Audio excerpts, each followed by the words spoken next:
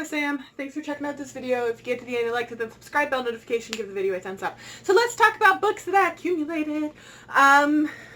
April, I don't know that I really impulse bought anything for the most part. They're all books that I've been basically reading as they come in, so I'm not like growing my unread pile all that much. But some of these were gifts too as well.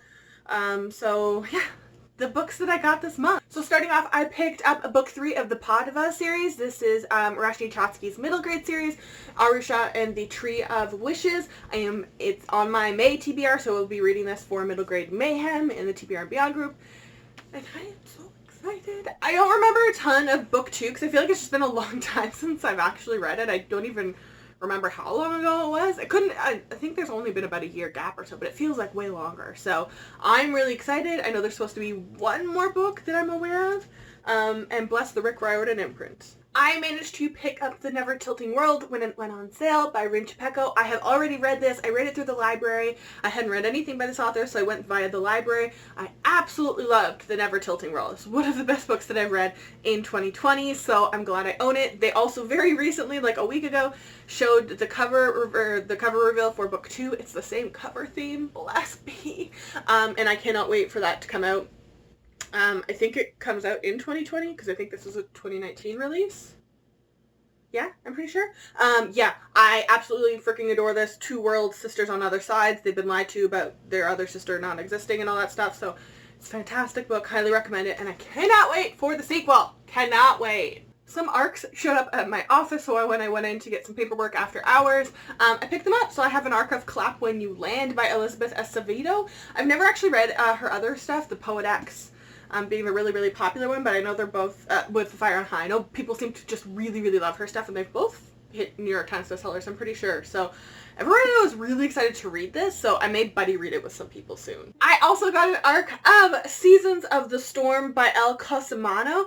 I have been like in awe of this cover since it got revealed. It's so freaking beautiful. If they do any foiling or glitter or metallic-y texture on this finished copy or lifting, it'll look so freaking gorgeous. And if they don't, I'll be incredibly pissed if they put a pretty cover like this and did a basic bitch move like that. Immortality comes at a steep price in this fantasy, perfect for fans of Maggie Stiefvater and Laini Taylor. This is why I'm curious if I'm going to like it, because I've enjoyed Laini Taylor stuff, never like, I'm not in a cult about it, and I've only tried one book by Maggie Stiefvater and I was meh about it, The Raven Boys. One cold crisp night, Jack Summers was faced with a choice, live forever according to the ancient magical rules of Gaia or die. Jack chose to live, and in exchange he became Winter, an immortal physical embodiment of the season on Earth. Every year, he must hunt the season who comes before him. Summer kills spring, autumn kills summer, winter kills autumn, and spring kills winter. Jack and Fleur, a winter and a spring, fall for each other against all odds. To be together, have to escape the cycle. And that sounds like it would be so sweet and romantic and cute and adorable and magic-y and potentially something I'd really like. But the writing could maybe not be for me. So I'm really curious about this one. I actually shrieked when I saw an ARC for Star Daughter by Shveta Thakrar, and my inbox, I lost it. This is one of the covers, I know she gets dragged a lot.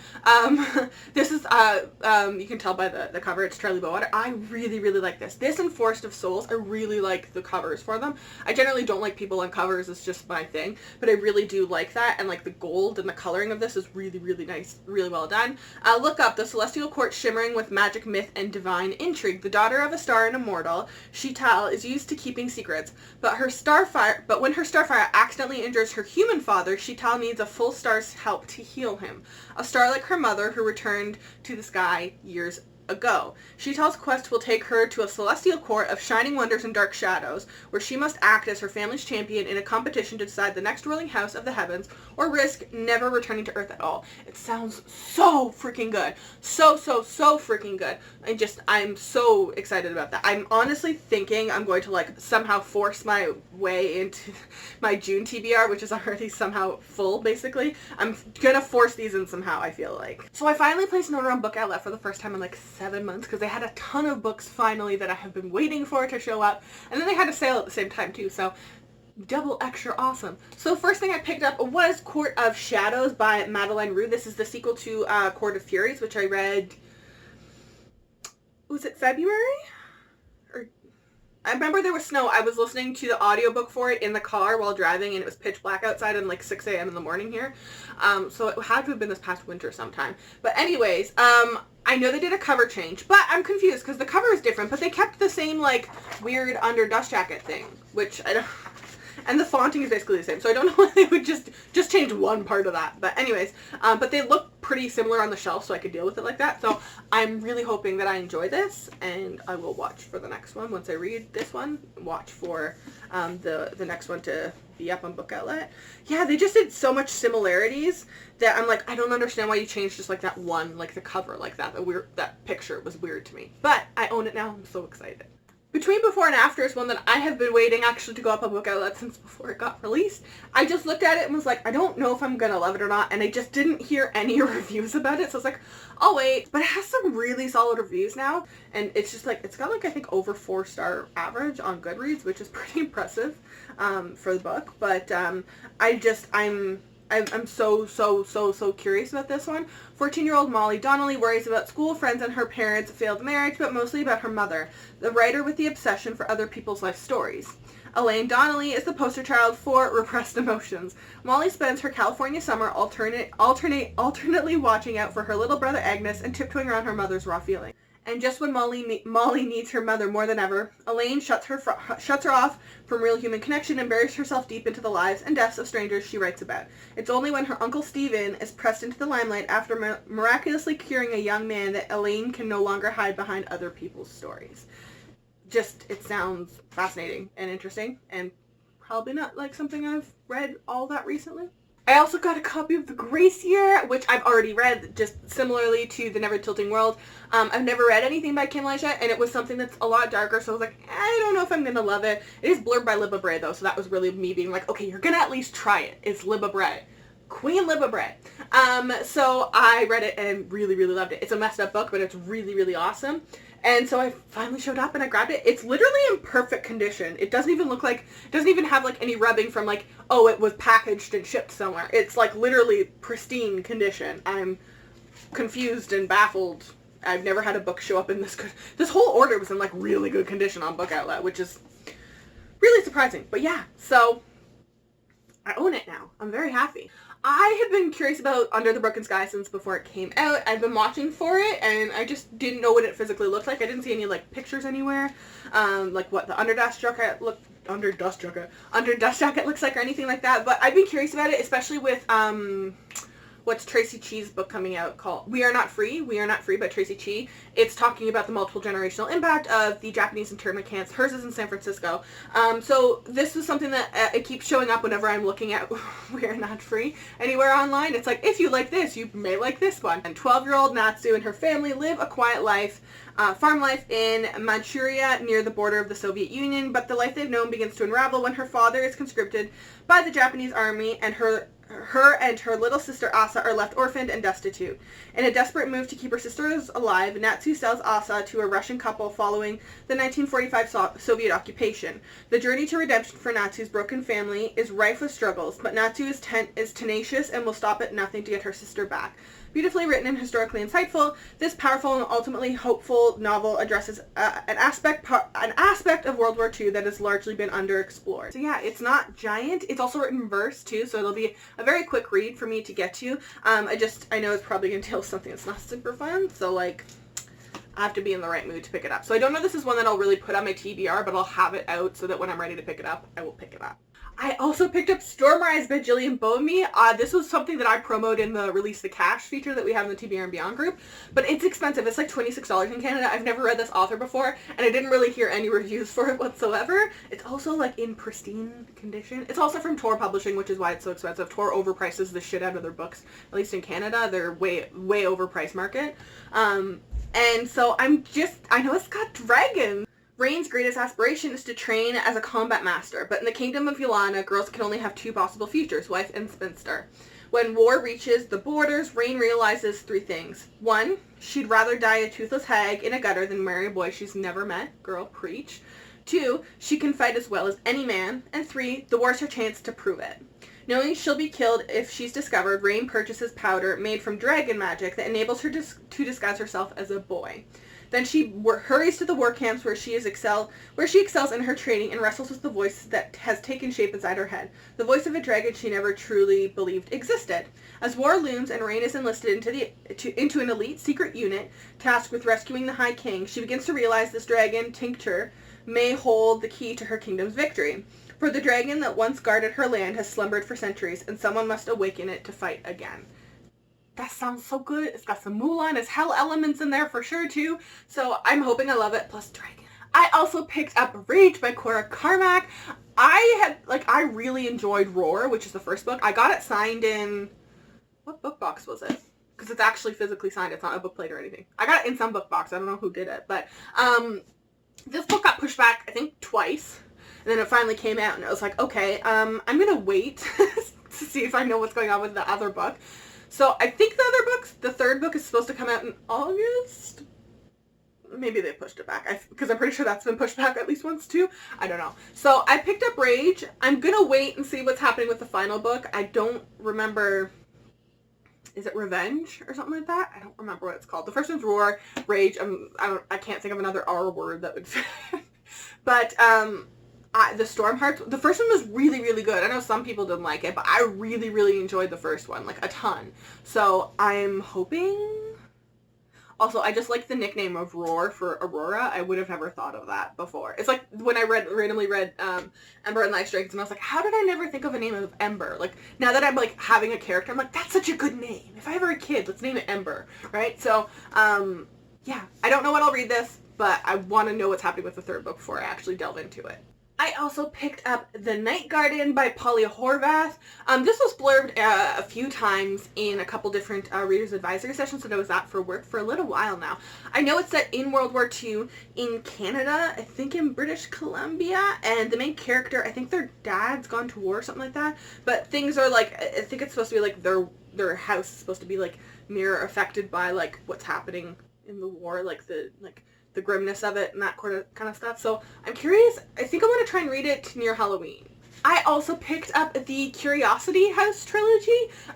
So I'm annoyed that they don't have the numbers of what book this is, what book in the series it is, but I have the first three because they were like $2 a piece. They're from Lauren Oliver. The first one is The Shrunken Head. I know that, and I'm reading that this month. And then, so as long as I like it, there's a Screaming Statue, and then there's the Fearsome Firebird. I think this is 2, and I think this is 3, but I'm not 100% sure. But I'm really excited. If I do like it, depending on like the mood themes, this looks like an October-y sort of read to me, so if I know that I like it, then that's when I'll go for it. But I'm at least picking up the first one this month. I also got a finished copy of Thorn by Industar Kanahani, sorry. This, I found out because I was confused, and she actually commented on one of my Instagram posts. This was her, like, indie, like, self-published debut, as well as her, like, she's published it, she's obviously done some edits and everything, and then this is her debut, like, formal publication, traditional publication route, so I was right. It's a debut, basically, on both fronts. But yeah, I actually, like, was in the middle of reading it, and then I was like, it was for the month of April, it was the Indigo Teen Pick, so it was a few dollars off, and then I have a Plum Premium membership, so I get extra money off of that too, so it was only like $17, something like that, which is like the lowest really you're ever going to get for a YA release, a new release in Canada here, and it was so freaking good. Oh my god, it was so good. I have an ARC, and I'm keeping that ARC. It was so freaking good. So freaking good, and I think there's supposed to be a companion book coming out next year. It was fan-freaking-tastic. It's utterly shocking how good at the writing is in this for debut work, that she, like, oh, it's so good. I mean, I reviewed it on this channel already. You can go watch that video if you want. But, oh, I'll do that thing. I'll put it in the card here, or here, wherever it shows up. I'll put it in a card somewhere. But yeah, so I got it when it went on sale, and I'm so happy I did. And it's, just like blood. Yeah, it's basically like a blood red underneath, in the spine. There's nothing super special underneath. I wish they would have done like a black hood or something like that, but either way, I have it. I'm so thankful I have it. It's such a good book. I also got Ruthless Gods. So, I ordered the regular one off of Indigo. I have since read it as well. It's amazing. So I ordered the regular one off Indigo. This part is a little bit glossy, foily, metallic-y, and then everything's really, really pretty. It's on par with how well the first book was designed. The end pages are this like faded red, and then the under, it's a little bit, it's black, and it says, "Darkness never works alone." And it took a while for it to ship. They normally ship within like 24 hours, and this took like several days. So my friends, this girl messaged me and was like, hey, I have an extra copy of the Owl Crate edition. Do you want it? You just have to pay for shipping. I was like, shit, yeah, of course. So I went to cancel this, and then like I had looked at an hour before, and then all of a sudden it was like, oh no, it's already shipped. And I was like, alright, well, I have both. So this is the regular one, and this is the Owl Crate one. So there's some slight differences. Obviously this one's black on the front, and it's got the white one. And then the spines are a little bit different, and then the backs are a different color, obviously. Oh my god. Can't eat. Oh. The end pages are black on the Owl Crate one. This is also came signed. The book says King of Moths, King of Blood, King of Horrors. And then there is, oops. And there is illustrations on the Underdust jacket because it's an Owl Crate edition. So, this book is so good, so freaking good, and so worth the money. The books are normally, like in Canada, are about $26. That's pretty on. Wednesday Books is normally a little bit more expensive in Canada, everything that I've seen them with the publisher. I think they're a bit smaller of an organization, but they've always put so much, like, detail. I think they also did the Adrian Young's series too, so they always seem to do a little bit of extra work, and I really appreciate it and will always justify spending the money on that book from them. Now, to find a way to get my hands on the first book, Wicked Saints Owl Crate edition, because bitch, those are probably so expensive now. I also picked up Before the Broken Star by Emily R. King. I've since bought the sequels, books 2 and 3. I read this literally the day I got it, and really, really enjoyed it, so books 2 and 3 are on their way to me. Okay. So it's like a steampunky book where, like, the main character has a harp, but it's a clock, and, like, there's a whole, like, battle and, like, lineage reveal and all that shit. Okay, but how is this an option as an Underdust jacket, and we don't have that on every book? How do publishers have the balls to release a book that is just plain black underneath? The Never a Tilting World is a perfect example, especially they didn't do anything with the cover that drives me up the wall. How is tie-dye a fucking option for Underdust jackets, and publishers don't do that? How? Someone please explain to me. How? Why? How and why? Why is my, I guess why is my bigger question. Why? Why would you even do that? That's just, now that I know that, I'm even more like, that is just laziness. Do something cool with it. Like, it's just, and apparently the whole series is like this, so I'm so excited to get my hands on the books 2 and 3 and see what they look like. Also, if you're like, oh, that looks cool, but like, I read the 100th Queen series or first book and didn't like it. I did too. I did not like the 100th Queen book. This is like literally completely different authors writing. I'm so confused. It's so good. And I think, lastly, my beautiful, wonderful friend Melanie from the TBR and Beyond group got me some birthday presents. So she sent me The Cavendish Home for Boys and Girls by Claire Legrand. Apparently I'm a horrible person because she was like, I've been telling you to read this for forever. And I was like, I have literally no recollection of you ever mentioning that book to me. So she bought it for me. So I think, again, probably in October, my October TBR is already just like growing. But I have liked Fireborn. I haven't read books 2 yet, but I have it. I'm on hold through the library, so hopefully I will enjoy that.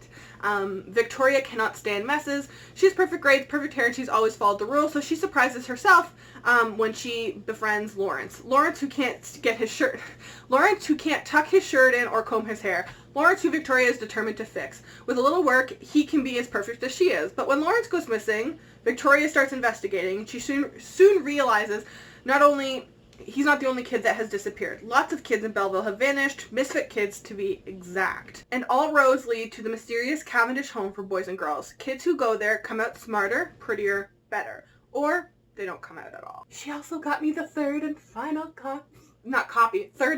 book in the Reader Trilogy. I also now know it's not called the Sea of Ink and Gold series anymore, like it says on book 1 of the series. It's called the Reader Trilogy. So, but whatever. I have it. I now have all 3 books, so they're gonna go in my completed bookshelf section on my books cases, and I'm gonna probably binge them all in one month. I'm thinking I want to do it the month that We Are Not Free comes out, because I'm probably going to pre-order We Are Not Free, and then I'll have that to read right away, I'm thinking. And finally, I also got the third and final book in the Ash Princess series. She also got me Ember Queen by Laura Sebastian. This is the wrap-up. Another series that will go on my completed shelf. Another series that I probably want to binge all 3 books. Much darker series. Really, really love it. And she has a ton of stuff coming out in 2021, so I will be caught up on Laura Sebastian and ready for that new content. So those are all the books that I managed to accumulate in the month of April. I have quite a bit of stuff pre-ordered. Well, not actually. I have stuff pre-ordered, but a bunch of it's not their dates got pushed. Or there's several books that are coming out in May that still say that they're coming out in May, but they're not actually available for pre-order. So I don't think they have any stock. The sequel to Girl King, Empress of Flames, being one of them that I want that so badly, but it's not available for me to pre-order. It just says sold out and not available anywhere. So I'm waiting for that. And I have a bunch of other ones, hopefully, that are pre-ordered and will come soon. So May should be exciting too. So anyways, I will link all of these books in the description box down below. I will also link all of my social media. If you follow me, I will follow you back. Stay inside and stay safe and don't be stupid.